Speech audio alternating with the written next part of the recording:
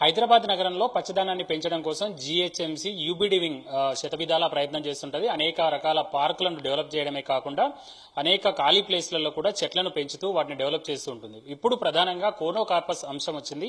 వీటిపైన అధికారులు ఏ విధంగా చర్యలు తీసుకుంటున్నారు, నిజంగానే అలాంటి ఇబ్బంది ఉందా అనేటువంటి అంశాలను కనుక్కుందాం. జీహెచ్ఎంసీ యూబీడీ విభాగం అదనపు కమిషనర్ సుభద్ర ఐఏఎస్ ఆఫీసర్ గారు ఉన్నారు.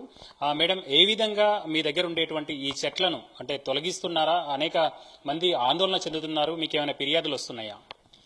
ఫిర్యాదులు అయితే వస్తున్నాయండి. ఇప్పుడు తొలగించడం అయితే లేదు. మేము గవర్నమెంట్ నుంచి ఆర్డర్స్ రాలేదు కాబట్టి తొలగించట్లేదు. ఓన్లీ ప్రూనింగ్ చేస్తున్నాం. ఏదైతే పుప్పొడి గురించి ప్రాబ్లం ఉందన్నారు కాబట్టి ప్రూన్ చేస్తే ఫ్లవర్స్ రావు, అప్పుడు పుప్పొడి ప్రాబ్లం ఉండదు. కాబట్టి ఓన్లీ ప్రూనింగ్ చేస్తున్నాం టెంపరీగా. We are not removing any trees. అంటే జీహెచ్ఎంసీ కూడా కొన్ని ప్రాంతాల్లో తొలగిస్తున్నట్టుగా లేదా కొన్ని చెట్లను తీసేస్తున్నట్టుగా కొన్ని వార్తలు వస్తున్నాయి సోషల్ మీడియాలో కానీ మిగతా దగ్గర కానీ. ఇలాంటి వాటి దగ్గర నిజంగానే అట్లాంటివి ఏమైనా తొలగించారా ఇప్పటి వరకు మీరు? ఎక్కడ కూడా తొలగించలేదండి. తొలగించినవి కూడా ఓన్లీ డెడ్ ట్రీస్, మన మీడియన్స్ లో కొన్ని చెట్లు అయితే చనిపోయినాయో మిగతా చెట్లతో పాటు ఇవి కూడా తీసాం. కానీ స్పెసిఫిక్ గా కోనోకార్పస్ చెట్లు ఎక్కడ కూడా తొలగించలేదు, చనిపోయినవే తీసి ఉంటారు. అండ్ మిగతా దగ్గరలో ప్రూనింగ్ చేస్తున్నాం. చెట్లయితే ఎక్కడ రిమూవ్ చేయలేదు కోనోకార్పస్. జీహెచ్ఎంసీ కూడా హరితారంలో భాగంగా అనేక సంవత్సరాల పాటు ఏడాదికి 1 కోటి మొక్కలు 2 కోట్ల మొక్కలు నాటినటువంటి పరిస్థితి ఉంది. మీరు కూడా విస్తృతంగా నాటారు కదా. ప్రధానంగా ఎట్లాంటి ప్లేస్లను మీరు ఎంచుకున్నారు ఇలాంటివి నాటడానికి? నిజంగా అట్లాంటి ప్లేస్లలో ఏమైనా ఇబ్బంది ఉండే అవకాశం ఉందా ఈ పుప్పొడి వల్ల గానీ ఈ చెట్ల వల్ల గానీ? సోఫార్ అంత సైంటిఫిక్ ఇన్ఫర్మేషన్ మనకి ఎస్టాబ్లిష్డ్ గా లేదు. పుప్పొడి గురించి ప్రాబ్లం ఉన్నా కూడా మనం ఇప్పుడు ప్రూనింగ్ ఏదైతే చేస్తున్నామో దానివల్ల ఫ్లవరింగ్ రాదు. అప్పుడు మీకు అది కంట్రోల్ అవుతుంది. ఎవరైనా ఎఫెక్ట్ అయిన వాళ్ళు ఉంటే కూడా almost asthma prone people already వాళ్ళకి ప్రాబ్లం ఉంటే తప్ప కొత్తగా అందరికీ ప్రాబ్లం అంటే ఇన్ జనరల్ అందరికీ ప్రాబ్లమాటిక్ కాదు ఇది. సో ఓన్లీ ప్రూనింగే చేస్తున్నాం అంతే.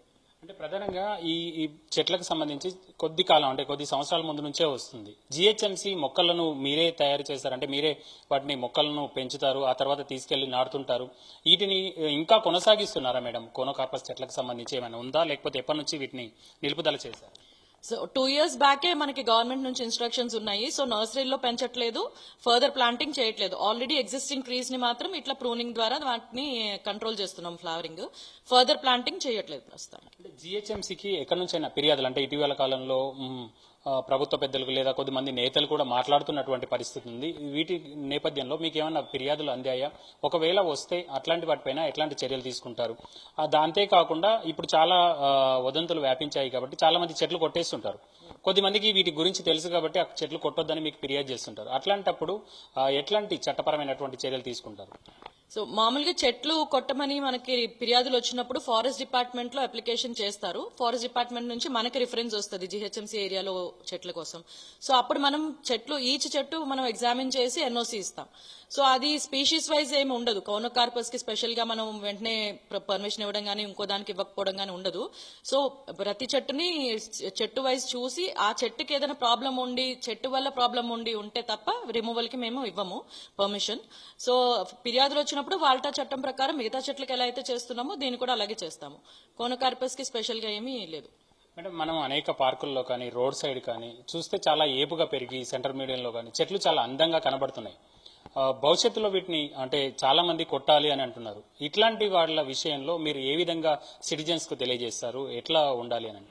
సో సిటిజన్స్ అందరికీ చెప్పేది ఒకటే అండి, ఇది చాలా అంటే మీకు ఈజీగా గ్రీన్ కవర్ వస్తుంది అండ్ ఒక గ్రీన్ కర్టెన్ లాగా ఇది పనికొస్తుంది. So most of the medians and avenues లో ఇది వరకు నాటడం జరిగింది.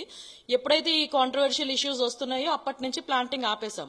సో ఇప్పుడు ఎగ్జిస్టింగ్ ట్రీస్ ని ప్రూనింగ్ ద్వారా కంట్రోల్ చేస్తాము. అది ఒక మీకు టోపియరీ అని అంటారు, ఒక షేప్ ఆఫ్ కెనోపీ వస్తుంది.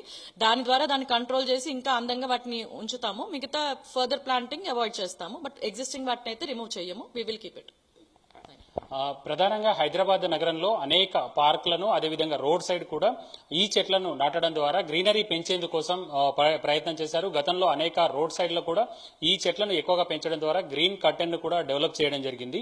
అయితే ఇప్పుడు వస్తున్నటువంటి ఈ భయాందోళన వల్ల అక్కడ చెట్లకు ఏవైతే పువ్వులు వచ్చి ఆ పుప్పటి రేణువులు ఎక్కువగా ఉండేటువంటి అవకాశం ఉందో వాటిని మాత్రం రాకుండా మేము ప్రయత్నం చేస్తాం. అయితే ఈ చెట్లను కొట్టే విషయంలో మిగతా చెట్లను ఏ విధంగా అయితే కొట్టినప్పుడు చర్యలు తీసుకుంటామో వాల్ట్ యాక్ట్ గానీ మిగతా యాక్ట్ల ప్రకారం వీటిని ఎవరైనా కూడా ఇష్టం వచ్చినట్టు కొట్టేసినా కూడా అదే పద్ధతిలో వ్యవహరిస్తామని అధికారులు చెప్తున్నారు. కెమెరా పర్సన్ రవికుమార్తో రాముడు, 10 టీవీ, హైదరాబాద్.